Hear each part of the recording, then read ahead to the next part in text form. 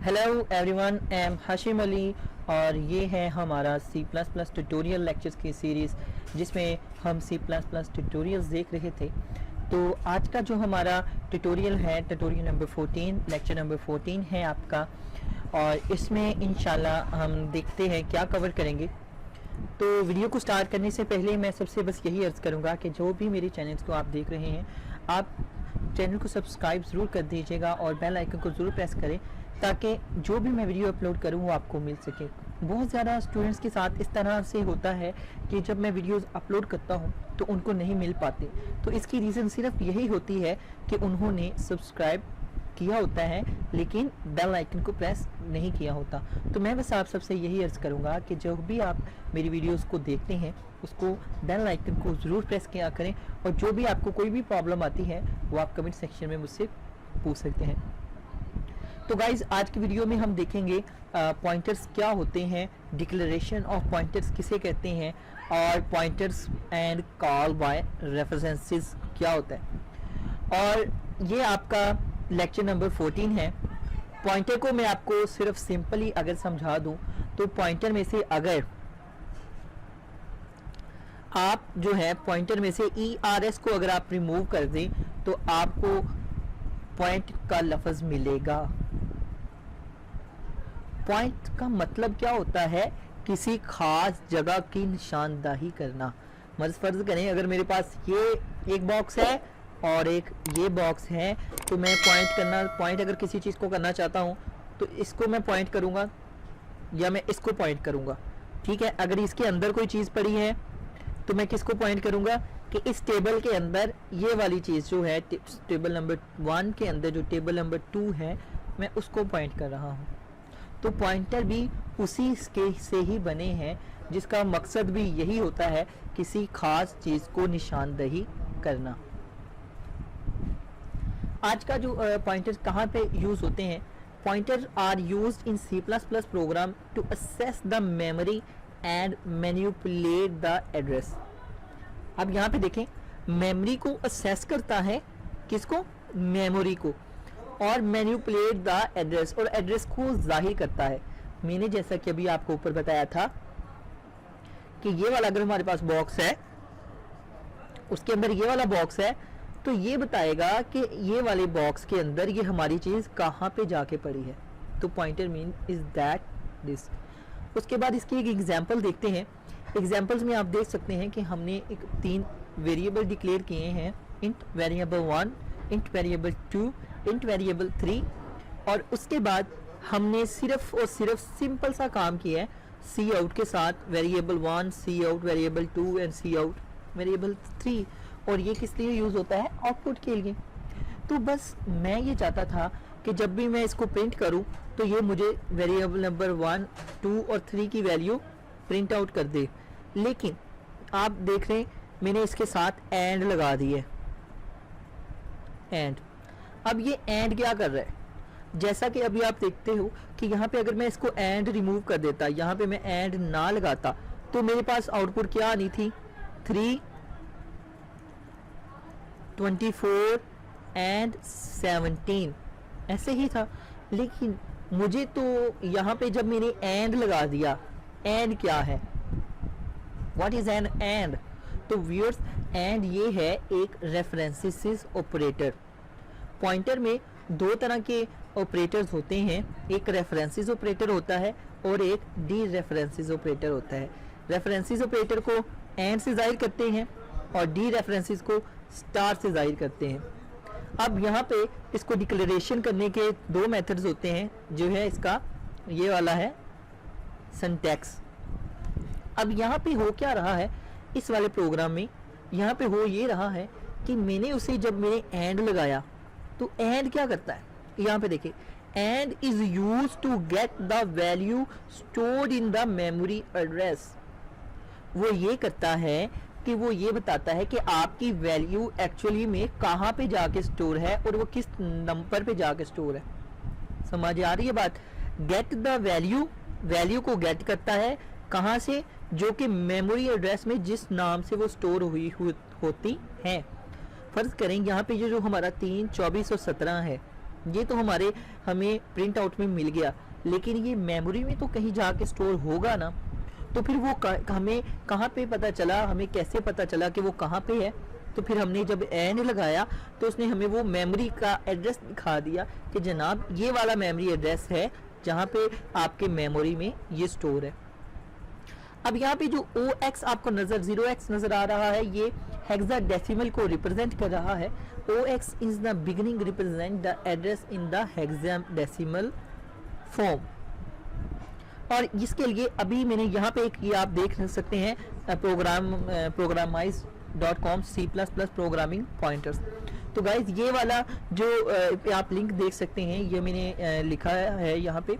एक अभी 2020 में प्रोग्राम राइज के नाम पे ये एक वेबसाइट ओपन हुई है, और ये C++ के हवाले से, जावा के हवाले से बहुत ही लेटेस्ट और एडवांस है। जब आपको यहाँ पे प्रॉब्लम आए आप मुझसे पूछें, अगर आपको मेरी समझ ना आए, आपको जहाँ से भी कोई भी प्रॉब्लम आ रही है, आप यहाँ पे देखें।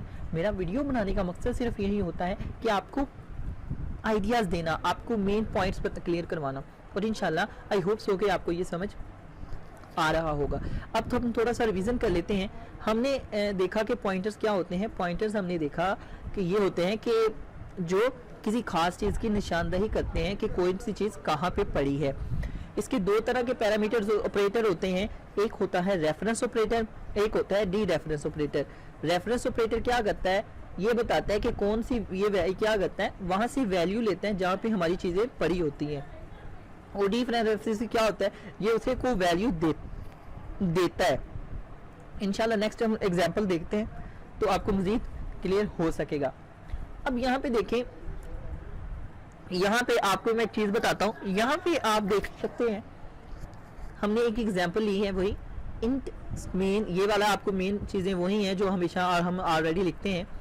अब यहाँ पे देखें इंट स्टार PCC, यहाँ पे मैंने दो वेरिएबल लिए हैं, लेकिन यहाँ पे आप देख सकते हैं कि मैंने स्टार लगा दिया। अब स्टार का क्या मतलब है, ये डी रेफरेंसेस वैल्यू करता है कि ये वहाँ से रेफरेंसेस क्या करता था, ये वहाँ से वैल्यू लेता था, लेकिन ये क्या करेगा, ये वैल्यू देगा। अब यहाँ पे देखें, आपको एग्जाम्पल देखेंगे तो आपको समझ आ जाएगी। मैंने कहा C is equal to 5, cout कर दे क्या, एड्रेस ऑफ C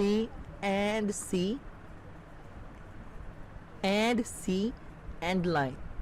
ये वाली सिर्फ हमने ऐड लिखी है, ये तो हमारे कॉलम में आ गया ना, ये तो हमारे वैसे ही आउटपुट में इतना हिस्सा तो हमारी आउटपुट में आ गया एज इट ही, क्योंकि डबल कोटेशन के अंदर जो भी कुछ लिखते हैं वो ऐसे ही प्रिंट आउट हो जाता है। अब जहाँ पे मैंने लिखा एंड सी, तो एंड सी क्या करेगा, जैसा कि हमने लास्ट ऊपर वाली वीडियो में देखा था एंड वेरिएबल में, यहाँ पे क्या कर रहा था, वो उसकी वैल्यू प्रिंट करेगा।